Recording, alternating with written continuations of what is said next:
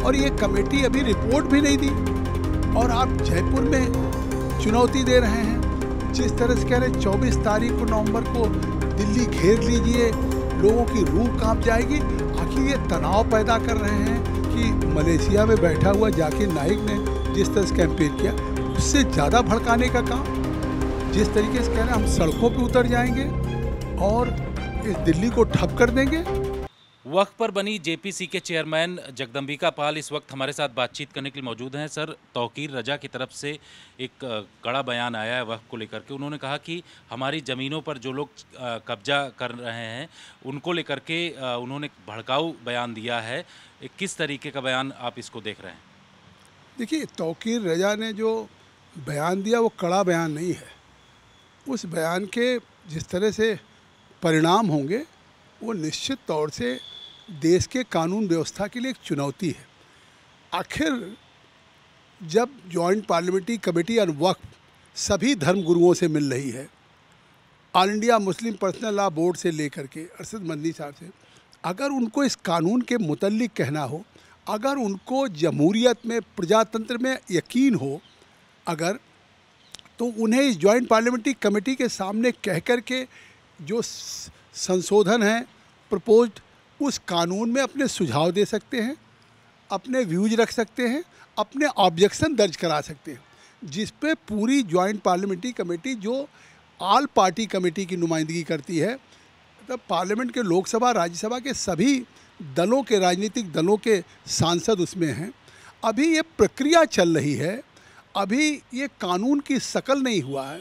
अभी पार्लियामेंट में कानून मंत्री ने, अपने संसदीय कार्य मंत्री और अल्पसंख्यक मंत्री किरण रिजिजू जी ने इसको रेफ़र करवाया है।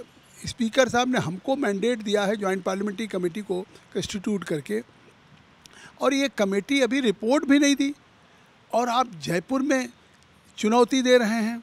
जिस तरह से कह रहे 24 तारीख को नवंबर को दिल्ली घेर लीजिए, लोगों की रूह कांप जाएगी।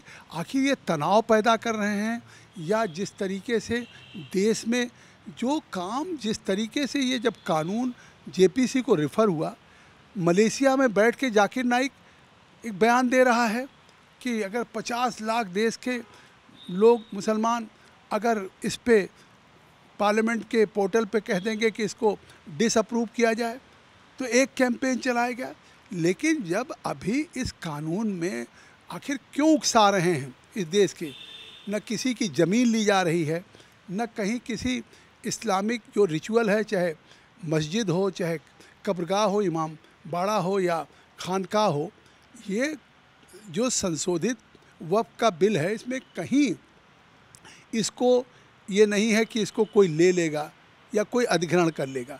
पूरा सुरक्षित है। अगर डीड नहीं है तब भी, लेकिन रजिस्ट्रेशन होना चाहिए। तो अगर वक्फ की प्रॉपर्टी का रखरखाव के लिए एक संशोधन आया है, अगर वक्फ प्रॉपर्टी के डिजिटलाइजेशन के लिए आया है, आज ये न हो कि वक्फ के प्रॉपर्टी के नाम पे कहीं कर्नाटक के किसानों की ज़मीन को वक्फ की नोटिस मिल जाए, कहीं केरला में क्रिश्चियन के रह रहे सैकड़ों साल पे चर्च के वहाँ के रहने वाले ईसाइयों को मिल जाए, या कहीं आदिवासियों के ज़मीन को वक्फ घोषित कर दिया जाए। अगर इस पे एक अंतिम समाधान के लिए एक संशोधन सरकार लेकर के आई, तो जेपीसी विचार कर रही। और अभी जिस तरीके से वो जयपुर या दिल्ली के लिए उकसा रहे हैं, ये उन्होंने कहा कि हम सड़कों पर अगर उतरेंगे तो रूह कांप जाएगी, इस तरीके की बात उन्होंने कही है। और वक्फ का तो एक तरीके का बहाना है, लोगों को भड़का रहे हैं वो। नहीं, मुझे तो लगता है कि मलेशिया में बैठा हुआ जाकिर नाइक ने जिस तरह से कैंपेन किया, उससे ज़्यादा भड़काने का काम। जिस तरीके से कह रहे हैं हम सड़कों पे उतर जाएंगे और इस दिल्ली को ठप कर देंगे, तो ये तो निश्चित तौर से लगता है उनको न प्रजातंत्र में भरोसा है, न जनतंत्र में भरोसा है।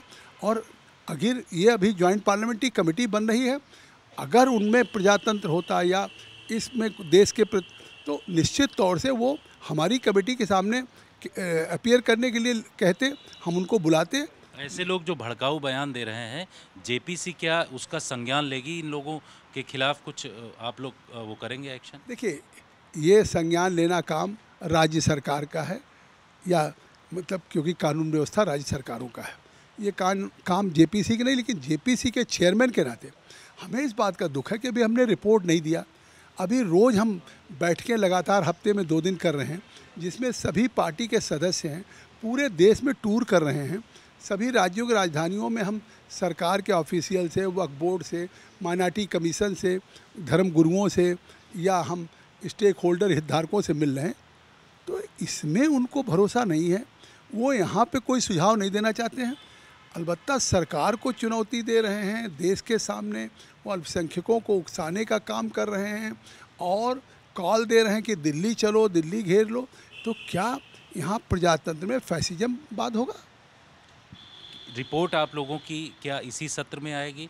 जिस तरीके से वो भड़का रहे हैं कि 24 तारीख को दिल्ली चलो, तो आप लोग रिपोर्ट क्या इसी सत्र में देने वाले हैं सर? देखिए, उनके 24 तारीख के भड़काने से या उनके इस तरह के बयान का ये संज्ञान तो जिसको कानून व्यवस्था संभालनी है, प्रशासन है, उसको देखना चाहिए कि क्या किसी को इस तरह से गैर जिम्मेदाराना बयान, जो एक ख़ास तौर से संप्रदाय को, कौम को जिस तरह से उकसाने का काम कर रहे हैं, जिस तरह के अपने भाषणों से, बयानों से, जिस तरह से सड़कों पर उतरने का काम कर रहे हैं, जिस तरह से धमकी दे रहे हैं, रूह कांपने की बात कर रहे हैं, तो ये कितनी गंभीर बात है। मैं चेयरमैन के रूप में अभी मैं अपने जॉइंट पार्लियामेंट्री कमेटी के सभी दलों के मेंबर के साथ लगातार बैठकें कर रहा हूँ और जब इस पे रिपोर्ट बनेगी, अगर किसी क्लाज पे किसी सदस्य को, किसी पार्टी के नहीं सहमति होगी, तो उस पर नोट ऑफ डिसेंट होता है, वोटिंग होती है।